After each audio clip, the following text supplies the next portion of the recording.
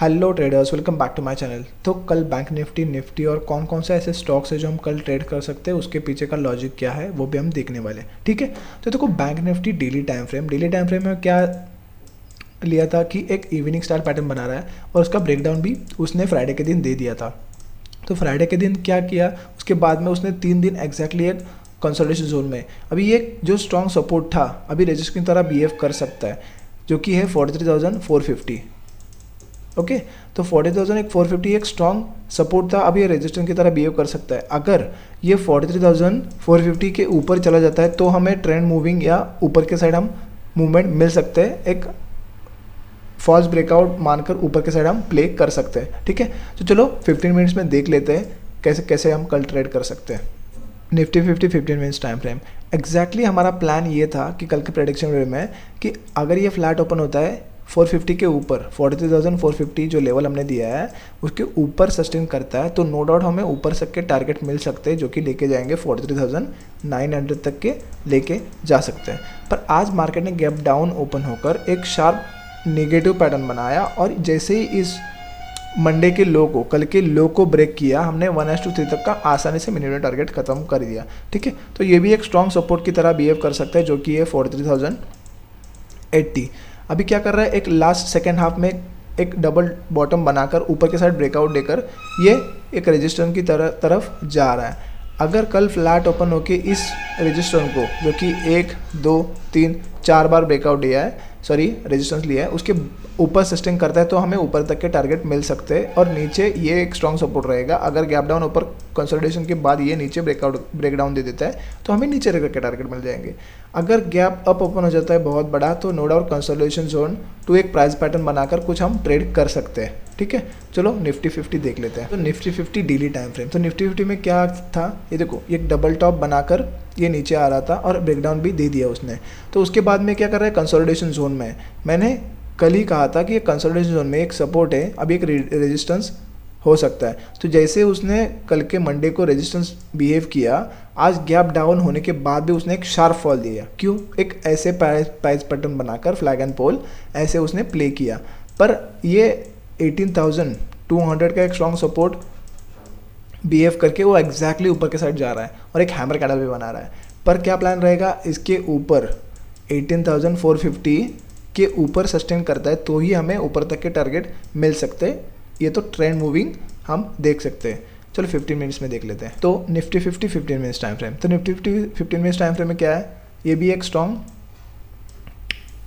Consolidation zone है, जो कि है 18,450 टू 18,200 टू 250। ठीक है, तो एक कंसोलिडेशन जोन है, इसके अंदर हम कुछ छोटे मोटे स्कैल्पिंग जोन कर सकते हैं। पर अगर एक कल फ्लैट ओपन होकर 450 के ऊपर सस्टेन करता है तो हमें ऊपर तक के टारगेट मिल सकते हैं, जो कि लेके जाएंगे 550 तक, 18,550 तक लेके जा सकते हैं। तो ये प्लान रहेगा। अगर गैप डाउन ओपन होकर कंसोलिडेशन जोन होकर उसके बाद में 200 लेवल क्रॉस करता है तो हमें नीचे के साइड भी शार्प फॉल मिल सकता है। ठीक है, तो ये प्लान रहेगा। अगर गैप अप ओपन हो जाता है तो नो डाउट कंसोलिडेशन टू एक प्राइस पैटर्न बनाकर कुछ हमें प्लान कर सकते हैं। तो चलो स्टॉक्स देख लेते हैं। पहला स्टॉक से हमारे पास टाटा कंसल्टेंसी। तो टाटा कंसल्टेंसी में क्या कहा था कि एक फ्लैग एंड पोल पैटर्न तैयार कर गया है और कल के वीडियो में मैंने कहा था कि टारगेट पेंडिंग है, नो डाउट टारगेट पेंडिंग है 3,160 का टारगेट पेंडिंग है। एग्जैक्टली आज फ्लैट ओपन होके ब्रेक करके एग्जैक्टली 3,160 को सपोर्ट लेकर ऊपर जा रहा है। तो क्या है, एक सपोर्ट को अच्छा सा बिहेव कर रहा है, अच्छा सा रिस्पेक्ट कर रहा है। तो क्या प्लान रहेगा, एक फ्लैग एंड पोल कंप्लीट हो गया है, अभी थोड़ा सा ऊपर की साइड हम मूवमेंट प्लान कर सकते हैं। तो अच्छा सा एक बुलिश इंगल्फिंग पैटर्न हमें दिख रहा है। बुलिश इंगल्फिंग, ये पूरी ग्रीन कैंडल रेड कैंडल को इंगल्फिंग कर रही है, पूरी ग्रीन बॉडी। तो क्या प्लान रहेगा, फ्लैट ओपन होके उसके ऊपर 15 मिनट सस्टेन करता है तो हम एंट्री ले सकते हैं, 1:2-3 मिनट तक के टारगेट प्ले कर सकते हैं। और हमें एक स्विंग ट्रेड के भी प्लान कर सकते हैं। टारगेट इनिशियल टारगेट इधर तक का रहेगा, जो कि लेके जाएगा 3,400 तक का लेके जा सकता है। चलो दूसरा स्टॉक देख लेते हैं। तो दूसरा स्टॉक से हमारे पास हिंदाल्को। ठीक है, हिंदाल्को लिमिटेड में क्या कर रहा है, एक असेंडिंग ट्रायंगुलर पैटर्न बना रहा है। ठीक है, ये भी हमने 20 से 25 दिन पहले दिया गया अच्छा एक ब्रेकआउट दिख रहा है, पर एक छोटा सा रिटेस्ट करने के लिए आ सकता है।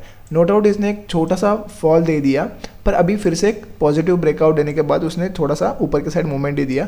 अभी एक रिटेस्ट करने के लिए आ रहा है, और रिटेस्ट करने के बाद एग्जैक्टली एक हैमर कैंडल बना रहा है और एक ड्रैगन फ्लाई डोजी भी हम बोल सकते हो, ठीक है। एक फ्लैग हैमर कैंडल बना रहा है, तो क्या रहेगा कि एक ऊपर के साइड हमें एक मूवमेंट मिल सकता है जो कि लेके जाएगा 500 तक का, ठीक है। पर निफ्टी पॉजिटिव रहना चाहिए तो हम ऊपर तक के टारगेट मिल सकते हैं। तो निफ्टी क्या करेगा कल के इंट्राडे के लिए, अगर ये टाटा हिंदाल्को कंसोलिडेशन जोन में ओपन होता है, उसके बाद में ऊपर के साइड 15 मिनट कंसोलिडेशन करता है, 15 मिनट सस्टेन करता है, तो हम ऊपर के टारगेट के लिए प्ले कर सकते हैं। 1:2 3 मिनिमम टारगेट रह सकता है, ठीक है। चलो तीसरा स्टॉक देख लेते हैं।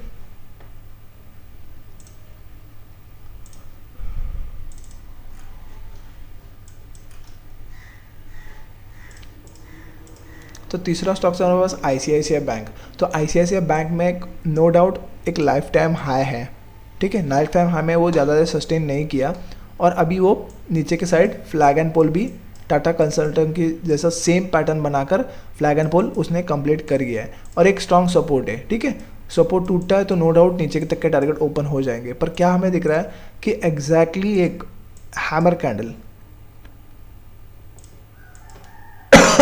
सॉरी एग्जैक्टली एक हैमर कैंडल बनाकर वो ऊपर के साइड जा रहा है। तो हम स्विंग ट्रेड के लिए प्लान इधर तक का कर सकते हैं, स्टॉप लॉस इधर तक का रख सकते हैं। पर इंट्राडे के लिए क्या प्लान रहेगा, कल फ्लैट ओपन होकर ये 3 कैंडल जो फ्राइडे मंडे और आज के दिन का कैंडल उसके ऊपर 15 मिनट सस्टेन करता है, तो हमें ऊपर के तक के टारगेट 1:2 या 3 मिनिमम टारगेट हम इंट्राडे के लिए प्ले कर सकते हैं, ठीक है। आज के लिए इतना ही, मिलते हैं नेक्स्ट वीडियो में, तब तक के लिए बाय बाय।